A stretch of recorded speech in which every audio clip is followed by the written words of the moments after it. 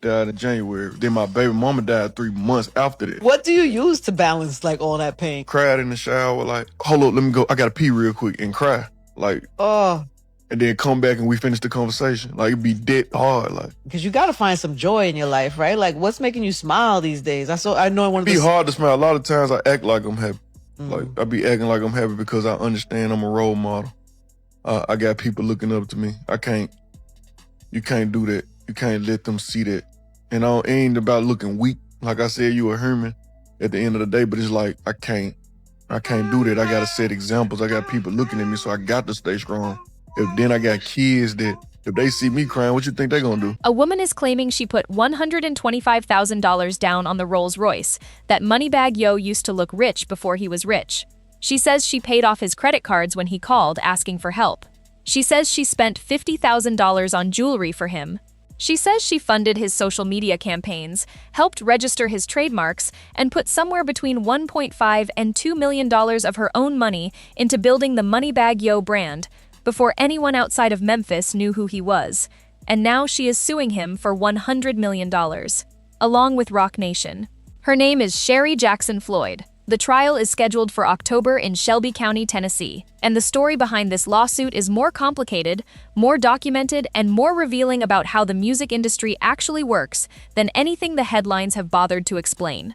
Let's break it all the way down. Before we get into the lawsuit, you need to understand who Moneybagg Yo actually is and why this particular situation hits so differently than it would for someone else. Dario White, born September 22, 1991, in South Memphis, built his entire brand identity around money, not just as a flex, but as the core of his public persona.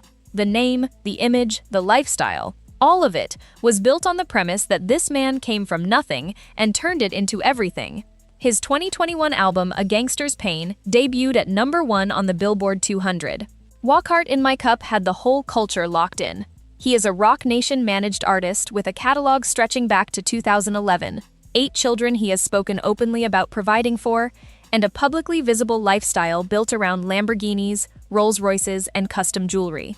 The money is literally in his name, which is exactly why this lawsuit hits the way it does. Now let's talk about Sherry Jackson Floyd and where this all started. In 2015, Jackson Floyd was working as a financial professional at a Bank of America branch in Memphis when she first crossed paths with Dario White. At that time, according to court documents, Moneybagg Yo was earning between $1,500 and $2,500 per performance. His credit was in bad shape and his finances, according to the legal complaint, were described as a mess. Jackson Floyd saw potential. The two developed a personal and professional relationship, and according to the lawsuit, by late 2016, right around the time he was signing with Yo Gotti's collective music group, she had stepped into the role of both his personal and business manager. What she says she did next is where the story gets significant. According to the complaint, which was originally filed in Shelby County Circuit Court on September 20, 2019, and later amended in September 2022, Jackson Floyd did not advise from a distance. She got her hands into the actual infrastructure. She registered trademarks for his brand.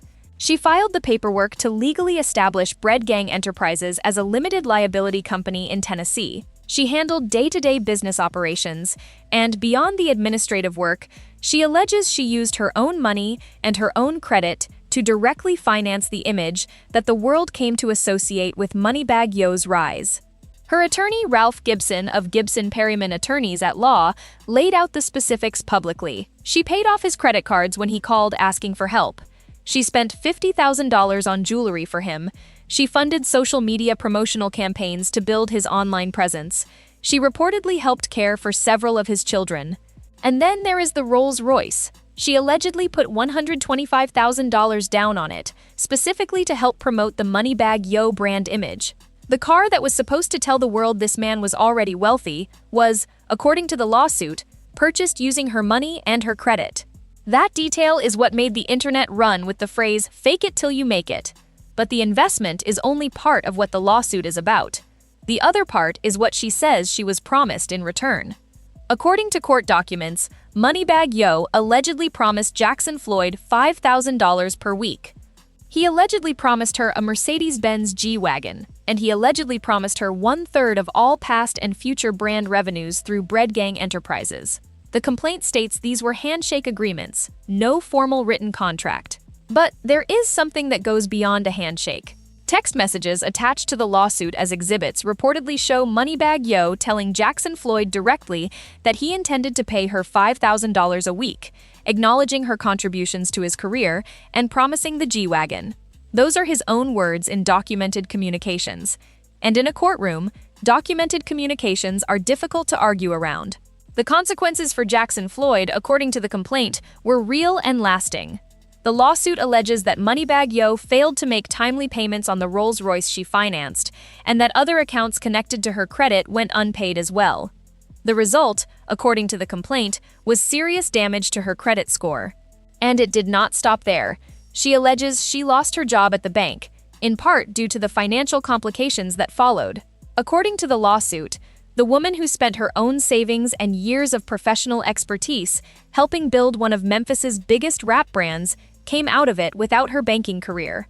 Her attorney has placed her total investment in the Moneybagg Yo brand at between $1.5 and $2 million.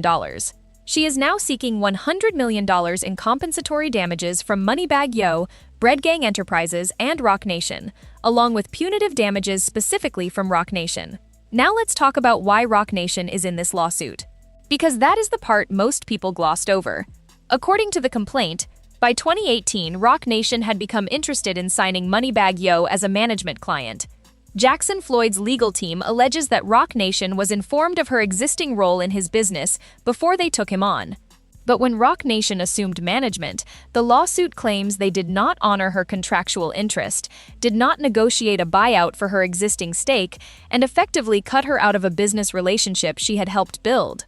Attorney Ralph Gibson described this as tortious interference with contractual relations, meaning the lawsuit alleges Roc Nation knowingly stepped into and disrupted an existing business agreement without compensating the person on the other side of it. Gibson has stated publicly that standard industry practice in situations like this is for the incoming management company to compensate the outgoing manager. He claims that did not happen. Roc Nation has not publicly responded to these allegations. Here is what you need to understand before the internet convinces you this means something it does not. Moneybagg Yo is not broke. His estimated net worth has been reported in the range of $6 to $8 million. He earns reportedly over $100,000 per performance.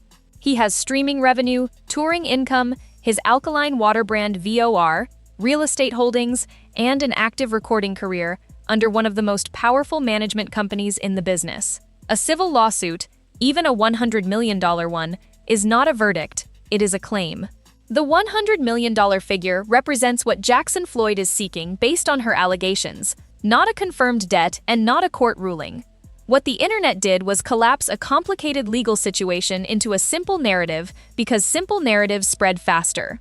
What makes this lawsuit notable beyond the dollar amount is the paper trail. The text messages, the business formation records, the financial transaction documentation.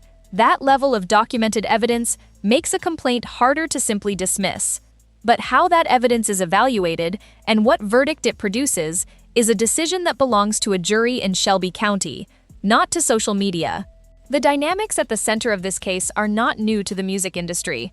An early career manager invests heavily in an artist before they break, operates on informal agreements and promises of future returns, and then gets displaced when major institutional money arrives with more resources and more leverage. That story has been playing out in entertainment for as long as there has been an entertainment business. What makes this particular case different is the specificity, the text messages, the LLCs, the trademark filings, the financial receipts. The complaint is remarkably detailed about how Jackson Floyd and Moneybagg Yo allegedly worked together specifically to project an image of luxury and success that was ahead of his actual financial reality at the time. That is not a knock unique to Moneybagg Yo. That is the documented blueprint of modern hip-hop branding. Look rich before you are rich, build the perception, and let the perception build the career. The strategy works until the financial relationships underneath it become the subject of a lawsuit and the gap between image and reality becomes very public very fast. The trial is scheduled for October in Shelby County, Tennessee. Both sides will present evidence, cross-examine witnesses, and make their case before a jury. Until that verdict comes down, what we have is a very serious lawsuit with significant documented evidence, a woman who says she built something and was left behind, and a man whose team has not yet publicly addressed the specifics. The courtroom doors are still open, and we will be right here to break it down when they close. What do you think? Does Sherry Jackson Floyd deserve to be compensated for what she allegedly invested? Or is this more complicated than the headlines are making it look? Drop your take in the comments. Subscribe for the full breakdown when the trial begins.